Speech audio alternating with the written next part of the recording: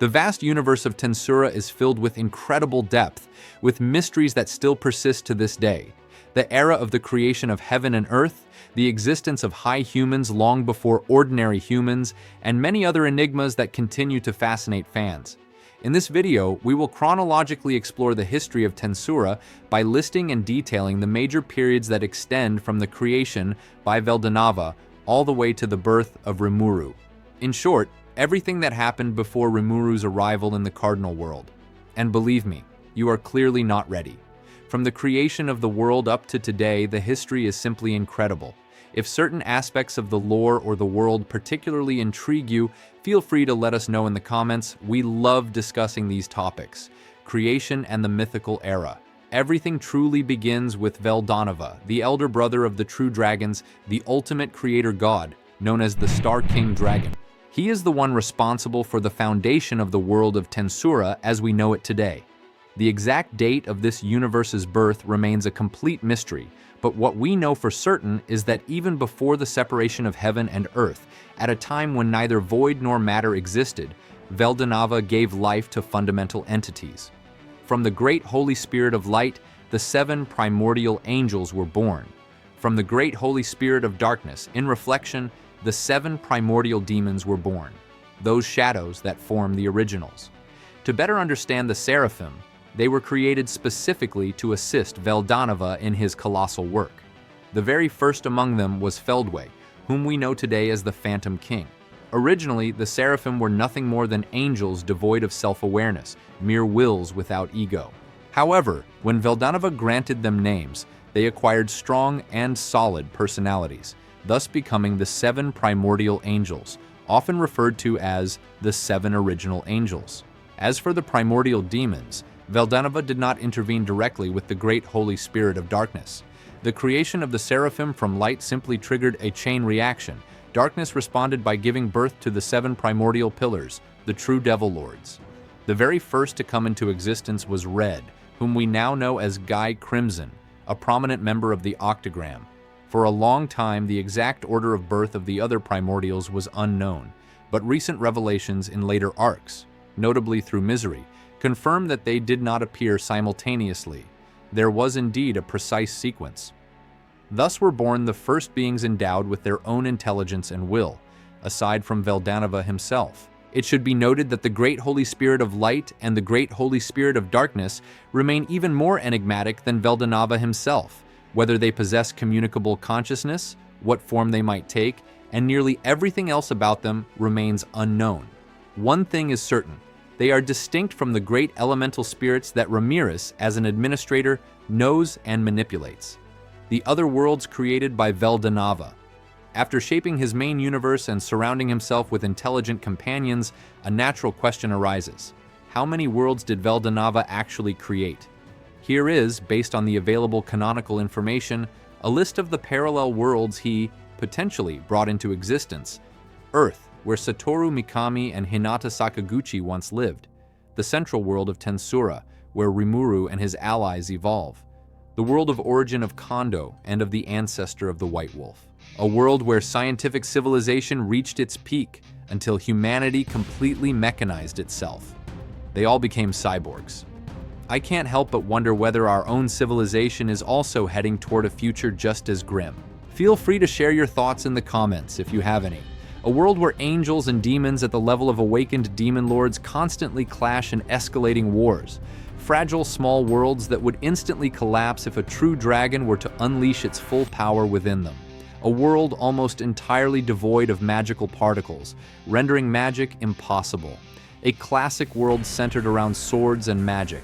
An interstellar world that exists or extends across multiple stars, on a cosmic scale, not limited to a single planet or a single solar system. Thus we know that at least 9 distinct worlds exist, and if we examine the main world of Tensura in greater detail, it is itself divided into several planes: the spirit world, the world of the underworld, and another dimension where the aggressors compete for supremacy, Veldanava's pursuit of diversity.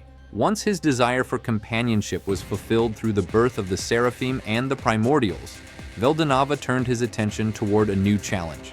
He wished to see the emergence of rich and diverse civilizations, imbued with multiple cultures. To achieve this, he sought above all a flourishing biological diversity. It was with this goal in mind that he created the divine ancestor Twilight Valentine. Twilight then analyzed his own body in order to give birth to the high humans and the vampires. Around the same period, Veldanava brought forth two other major figures: Dagruel, the terrestrial incarnation, sovereign and pope of the giants; Ramiris, queen of the spirits and stellar administrator. A small clarification regarding Ramiris: it was Veldanava himself who gave her her name, but in her current, somewhat absent-minded state, she has completely forgotten this divine origin. As for Dagruel, he has two brothers, Fen and Grasward, and during the mythical era, the three together formed the god of destruction, Ashura, spreading chaos across the land. They dared to challenge Veldanava himself, but were defeated and sealed away. Following their crushing defeat at Veldanava's hands, Dagruel and his brother Grasward, unlike Fen, who persisted in his rebellion, swore allegiance. Dagruel was then entrusted with a sacred duty. He became the guardian of the staircase leading to Veldanava's place of origin, the Palace of the Celestial Stars, known as the Pavilion of Celestial Communication, which connects dimensions. In order to accomplish the original sealing of these uncontrollable giants, Veldanava employed an extraordinary weapon, considered exceptional even among Gods-class mythological weapons, the sacred sealing chain, Gleipnir. This open rebellion might suggest that Dagruel was not directly created by Veldanava. However, upon closer examination, his act of defiance stems from a pure and almost naive aspiration, that of a child wishing to surpass their parent, convinced that offspring must one day exceed their creator. This profound motivation confirms without any ambiguity that Dagruel is indeed a direct creation of Veldanava. On their side, the demons born from the great Holy Spirit of Darkness showed no interest in the creation of the world. They took up residence in the world of the underworld and soon launched into a relentless struggle for supremacy. Black and Red clashed in a titanic duel that ended in a draw. Later, Blue, with her impulsive younger sister temperament, dragged her sister Green into a challenge against Red, but both were defeated. The remaining three Primordials, White, Purple, and Yellow, also grouped together and fought among themselves for hegemony in fierce battles. Meanwhile, thanks to the exceptional abilities of the divine ancestor Twilight Valentine, Veldanava's quest for diversity achieved remarkable success. By guiding the spirits of each attribute toward physical existence, Twilight gave birth to several lineages. From the earth element emerged the High Dwarves, from the water element, the Mermaids, from the fire element, the Enki, and from the wind attribute were born the High Elves. Up to this point, his actions remained within limits acceptable in Veldanava's eyes. However, Twilight then slipped into a form of creative madness. Using the newly born races as test subjects, he conducted countless destructive and reckless experiments, giving birth to new species. Among the successes were the ogres, elves, dwarves, and lycanthropes. Among the failures were the goblins and many other malformed creatures. Many lineages born from these experiments fell into oblivion, erased forever. Almost nothing is known about the true personality of Twilight Valentine, but the rare testimonies of those who knew him suggest that he was certainly not a virtuous being, the legend of Guy Crimson. While his duel with Black remained unresolved, Red was suddenly summoned into the Cardinal World. This occurred at least several tens of thousands of years ago, although the exact date has been lost to history. A high human named Jahil, originating from the ultra-powerful super-magical empire that sought to unify the world, ordered him to destroy all rival kingdoms. Blindly obeying these commands, Red unleashed the large-scale destruction spell Deathstreak, indiscriminately annihilating the enemy high humans. Then, carried away by his own nature, he also razed the empire itself and personally killed Jahil. Free and having fully regained his power, Red named himself Guy and began summoning his own servants. First Blue and Green, whom he brought forth as direct subordinates, then he bestowed upon them the names Rain and Misery, respectively. Thus was born Guy's uncontested clan, which wandered across the world, savoring every moment. Over time, Rain and Misery in turn summoned their own lineages, and Guy's influence continued to expand, forming a truly titanic empire. At the same time, in parallel worlds spanning multiple dimensions, humanity took its first steps. Fragile and vulnerable, humans required protection in order to survive in this merciless universe. By direct order of Veldanava, the Seraphim descended and methodically eliminated local deities and other dominant entities that threatened these young civilizations. Guy himself grew fond of humanity. Accompanied by rain and misery, he traveled the lands, exterminating magical beasts that ravaged villages, eradicating the remnants of the super-magical empire, and providing invaluable aid to the emerging human race. Over time, these heroic deeds transformed into myths and legends that are still told to this day, events from several tens of thousands of years ago. We now enter a period so ancient that even Tensura's main narrative often groups it under the vague label of more than 2,000 years ago. Yet certain clues, such as the memories accumulated over several million years by the angel possessed by Pulcinella in Volume 17, suggest that the history of this world stretches much further back, at least several million years. Guy and his clan continued to protect humanity while mercilessly eliminating those they deemed foolish or dangerous, enjoying a peaceful and entertaining existence. One day, Guy finally encountered the creator himself, Veldanava. The exact location of this meeting remains unknown, but Guy instantly recognized him as the supreme being, the true master of the universe. Without hesitation, he challenged him to battle. Despite all his power, Guy was swept aside without the slightest difficulty. His legendary confidence was utterly shattered. Resigned and strangely satisfied, he asked Veldanava to deliver the finishing blow. But that did not happen. Instead, a friendship was born between them. Pleased to behold the flourishing diversity of his world, Veldanava nevertheless entrusted Guy with a crucial mission to ensure that this creation would not collapse under its own weight. Guy accepted to become his representative, his secret agent acting from the shadows, before openly assuming the role of a demon lord tasked with maintaining balance. To understand this choice, one must return to Veldanava's concerns. The world was evolving at a breathtaking speed. Left to itself, it risked self-destruction within only a few thousand years. Furthermore, aware that humans were imperfect beings, prone to error and arrogance, Veldanava judged that a powerful restraint was necessary to prevent them from crossing forbidden boundaries. Guy, acting of his own initiative, or at least believing he was, became this supreme deterrent force, ruling the world as an absolute demon lord. Throughout his travels, Guy accomplished feats that left a lasting impression. He single-handedly defeated an entire army of giants that even the Seraphim struggled to contain. Later, by direct order of Veldanava, he confronted the fearsome world-destroying dragon, Ivarage.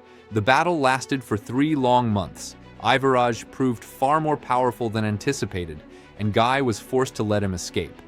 In the end, Veldanava personally intervened and sealed Ivarage within the other dimension. From that point on, 4 Seraphim, including Feldway, were assigned to permanently monitor this threat. Why sealing rather than complete annihilation?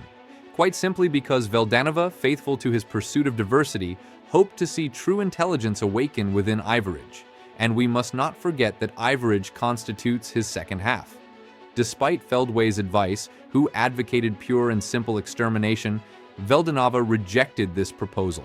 From this sealing, a new species was born, the cryptids, originating from the accumulated mana of Ivarage. Among the 4 Seraphim overseeing the other dimension, some were required to intervene regularly in order to restrain the most rampaging cryptids. Over time, some of them developed genuine consciousness. Delighted by this evolution, Veldanava granted a name to one of the most promising, Zelanus. Thus was born the future Lord of the Insectars, Zelanus. Subsequently, Zelanus took charge of regulating the violent cryptids while creating his own subordinates, the Insectars, gradually forming a powerful faction. It should be noted that Feldway, who regarded the cryptids as unworthy failures, never got along with Zelanus. The prolonged stay within the other dimension also had consequences for the Seraphim themselves. Constantly exposed to the magical particles of this hostile environment, the 4 overseers, Feldway, Cornu, Zelario, and Obera, mutated and reached the state known as Jotun. At the same time, the angelic race as a whole underwent an evolutionary mutation, giving birth to the race known as the Phantoms. The exact chronology of these events remains unclear, but they undoubtedly occurred after the duel between Guy and Ivarage, and therefore most likely several tens of thousands of years ago. The narrative now returns to the terrestrial world. After his exhausting confrontation with Ivarage, which had devastated vast regions, Guy learned an important lesson.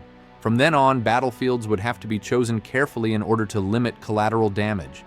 He then discovered the ruins of the castle of the former super-magical empire that had once summoned him, and decided to make it his residence. Barely settled, he received the unexpected visit of Veldanava's younger sister and firstborn among the true dragons, Velzard, the white dragon of eternal ice. In an instant, the palace was buried beneath a storm of snow and ice. The battle that followed was titanic, but Velzard ultimately acknowledged Guy's worth. From that moment on, the two became partners, almost allies. The repercussions of this battle were immense. The planet's axis tilted, profoundly altering climates on a global scale.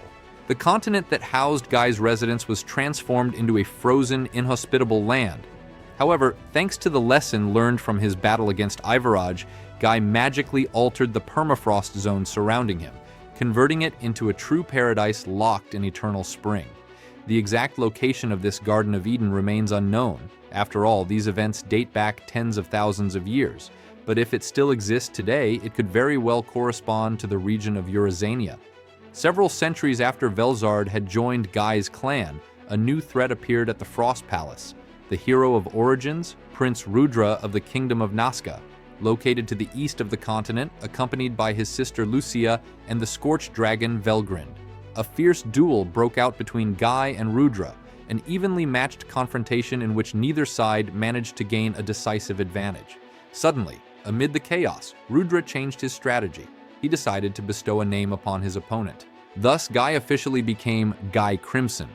This act of naming, though exceptional, drained Rudra of an immense amount of spiritual energy, leaving him on the brink of death. Afterward, Rudra regularly visited Guy. At times they fought, at other times they cooperated, notably to deploy barriers in order to contain the damage caused by the quarrels between the Dragon Sisters. It was later discovered that these disputes concerned the upbringing of the youngest child who had just been born, Veldora. This confirms that Veldora was born precisely during this period. So yes, Milim and Veldora are nearly the same age. Even if a difference of a few centuries exists between them on the scale of the true dragons, beings who span millennia, this gap is insignificant. Over time, the clashes between Guy and Rudra gradually gave way to a genuine friendship. During their exchanges, Rudra revealed a staggering truth to Guy. Veldanava, the Supreme Creator, had united with Rudra's sister Lucia and had deliberately relinquished his absolute omniscience. By choosing this path, he had condemned himself to an almost human existence, bound by a finite lifespan, an immense sacrifice made in order to experience love and mortality. Rudra regarded Veldanava as his unrivaled master of the sword, and he had even interacted with Feldway, one of the four great primordial seraphim, who had once served as his personal bodyguard. Furthermore, in order to prevent any excesses on Guy's part in his role as mediator, Veldanava had established an ingenious mechanism, the hero system, designed so that a chosen champion could counter a demon lord who became too dangerous. The supervision of this fragile balance was entrusted to the three seraphim who remained in this world, Dino and his peers. Rudra's appearance at Guy's side was not a coincidence either. It had been orchestrated by Veldanava himself. Rudra pursued an ambitious dream, a lasting peace achieved through conquest, unifying the world and eliminating internal wars. To gain Guy's recognition as a mediator, he did not hesitate to challenge him directly. In theory, Guy should have mercilessly eliminated a conqueror like Rudra, as this was his duty to maintain order.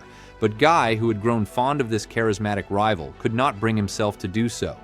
It was then that Rudra proposed a clever alternative. Instead of a duel to the death, a grand strategic game in which each would attempt to dominate the world with their own faction. Guy accepted enthusiastically, and thus began their legendary rivalry, an indirect confrontation that would last for millennia. At the heart of this long competition, tragedy struck. Shortly after the birth of Milim, daughter of Veldanava and Lucia, both parents perished in a terrorist attack. The country responsible for this heinous act was annihilated by Dino, consumed by relentless fury. Here is how the events unfolded for Dino. As one of the Seraphim who had not been sent to monitor the other dimension, he had received from Veldanava the mission of watching over the terrestrial world. While traveling across the lands, he learned of the brutal deaths of his creator and Lucia. Driven mad by rage and hatred, he completely razed the powerful kingdom responsible, without the slightest restraint. Yet a fragment of rationality still remained within him. This half-measure plunged him into a profound existential void, causing him to fall into decline, a true angelic fall. Without the support of his fellow Seraphim, Pico and Garasha, Dino would likely have chosen to erase himself completely, with no attachment to this world. Over the following thousands of years, he nevertheless continued to faithfully carry out his role as a watcher. One day, he discovered Milim, the precious remnant left behind by his beloved master. For Dino, there was only one true lord, Veldanava, so he contented himself with observing the child from afar, without intervening directly. Nevertheless, this discreet presence gave him renewed purpose, dispelling the mortal boredom that gnawed at him. Events from several thousand years ago. We now move to a more recent period within this vast chronology, several thousand years before the present era, following the order of the oldest recorded events. Everything began in the lands of the former super-magical empire, where the high humans had once reigned supreme, the super-magical state of Soma. A royal princess, afflicted by a senseless curse, was transformed into a deathman and renamed Kazalim. Soon after, Soma committed the unforgivable. Nobles killed the adorable little elemental dragon, the pet of the young dragonoid princess Milim. Driven mad by grief and fury, Milim unleashed her wrath and completely annihilated the kingdom. This act marked her awakening as a true demon lord, a terrifying power. But Milim's rage did not end there. She continued to devastate the surrounding regions until Guy intervened personally. A titanic battle erupted, lasting 7 full days and 7 full nights. Although Ramiris, the queen of elemental spirits, eventually intervened and brought the confrontation to a direct halt, the repercussions of this battle were immense and numerous. The holy void of Damargania was isolated. The arid lands became an even more hostile desert. The super-magical state of Soma collapsed permanently. Kazalim lost his refuge, his loyal knights, and the citizens he cherished. Milim's little dragon, resurrected, transformed into a dreadful chaos dragon. The surviving elves joined Kazalim in various regions. With the exception of those revived by Kazalim, all elves exposed to the Chaos Dragon mutated into Dark Elves. Sarion Grimwald repelled the Chaos Dragon at the cost of severe injuries, leaving him on the brink of death. Regarding the isolation of Damargania, the devastating energies of Milim and Guy were projected into a separate dimension to limit the damage, but a residual portion remained in the form of a corrosive sandstorm, cutting the kingdom off from the rest of the world for centuries. As for the citizens of Soma, although they perished, Kazalim used the forbidden spell Birthday to sacrifice their souls and give birth to 3 powerful deathmen, Footman, Tyr, and Clayman. Finally, concerning the Chaos Dragon, during Milim's awakening as a demon lord, her small elemental dragon returned to life in a corrupted form, a monster devoid of consciousness and driven by pure malice. Milim was not directly responsible for this transformation, but the consequences were catastrophic. The surviving members of the Elven clan who joined Kazalim were contaminated by the aura of the Chaos Dragon, cursed and transformed into a dark lineage, the Dark Elves. Kazalim's clan, the Deathmen, managed to withstand the terrible curse of the Chaos Dragon, but a cruel discovery plunged Kazalim into the deepest despair. Unlike Milim, they were not innately immune to this corruption. This insurmountable difference shattered something within him. He chose to abandon his homeland forever and, fleeing the harmful influence of the Chaos Dragon, crossed the great forest of Jura to establish a new base within the puppet state of Gistov.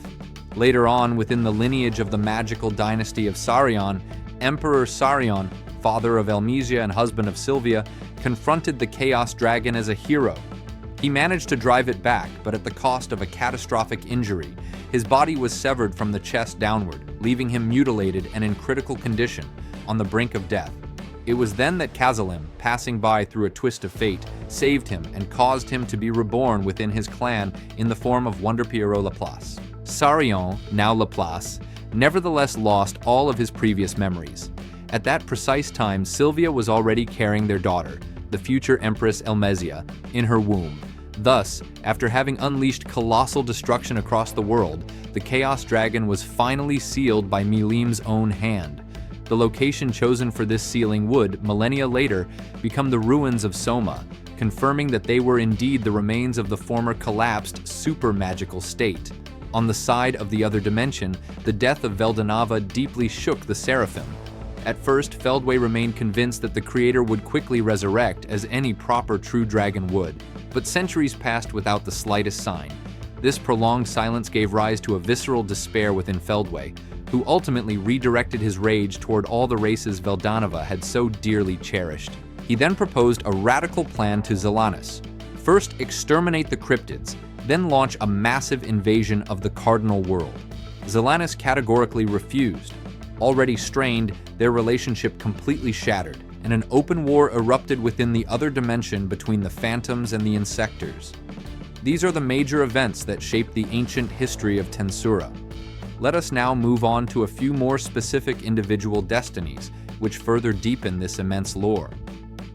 First, the Dryad sisters who once served under Ramiris, including Trainee, found themselves separated from their group. Veldora, still young and wandering at the time, took them under his protection. Later on, they became the official guardians of the great forest of Jura. Regarding the tragic end of the divine ancestor Twilight Valentine, his experiments had crossed all limits, to the point that even Guy grew concerned. In the end, his most perfect creation, Luminous Valentine, destroyed him with her own hands. It is known that Luminous used the supreme sacred magic spell Disintegration at the time, already with the same cold and elegant demeanor she is known for today. Although she was called daughter by the divine ancestor, she was in reality an extension of himself, a sort of clone or perfect division. And since I'm feeling generous, I've already made a complete video about Luminous and her true identity, available on the channel. Go watch it afterward. It should also be noted that, under the dominion of the divine ancestor, several individuals bore the title of emperor. Among those whose roles are known, Jahil, founder of the super magical empire,